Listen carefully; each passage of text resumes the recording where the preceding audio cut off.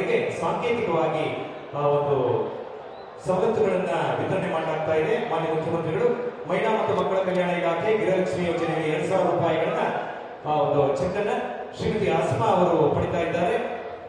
ಚಾಮುಂಡೇಶ್ವರಿ ವಿದ್ಯುತ್ ಸರಬರಾಜು ನಿಗಮದ ವತಿಯಿಂದ ಗೃಹ ಜ್ಯೋತಿ 200 ಯೂನಿಟ್ ವರೆಗೆ ಗೃಹ ಬಳಕೆಯ ಉಚಿತ ವಿದ್ಯುತ್ ಈ ಒಂದು ಸವಲತ್ತನ್ನ ಶ್ರೀಯುತ ಪ್ರಕಾಶ್ HN ಪಡಿತಾ ಇದ್ದಾರೆ.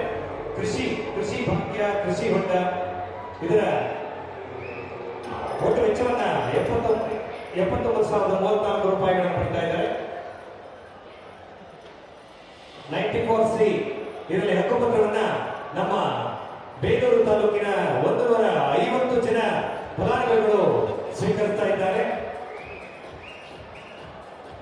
ಜೊತೆಗೆ ಕಾರ್ಮಿಕ ಇಲಾಖೆ ವತಿಯಿಂದ ಲ್ಯಾಪ್ಟಾಪ್ ವಿಶ್ವನಾಥ್ BS PUC ವಿದ್ಯಾರ್ಥಿ ಇವರು ಪಡಿತಾ ಇದ್ದಾರೆ.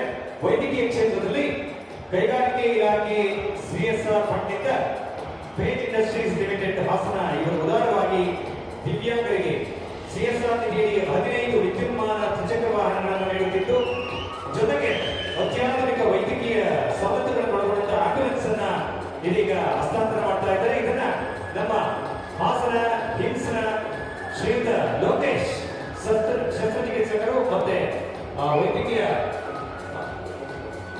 ನಿರ್ದೇಶಕರಾದಂತಹ ಡಾಕ್ಟರ್ ಸಂತೋಷ್ ಅವರು ಪಡ್ಕೊಳ್ತಾ ಇದ್ದಾರೆ. ಇದನ್ನು ವಿತರಿಸಿದಂತಹ ನಮ್ಮ ಸನ್ಮಾನ್ಯ ಮುಖ್ಯಮಂತ್ರಿಗಳಿಗೆ ಹಾಗೂ ಎಲ್ಲ ಗಣ್ಯರಿಗೆ ಧನ್ಯವಾದಗಳನ್ನು ಅರ್ಪಿಸ್ತಾ ಇದ್ದೇವೆ. ಈ ಕಾರ್ಯಕ್ರಮದಲ್ಲಿ ಭಾಗಿಗಳಾಗಿ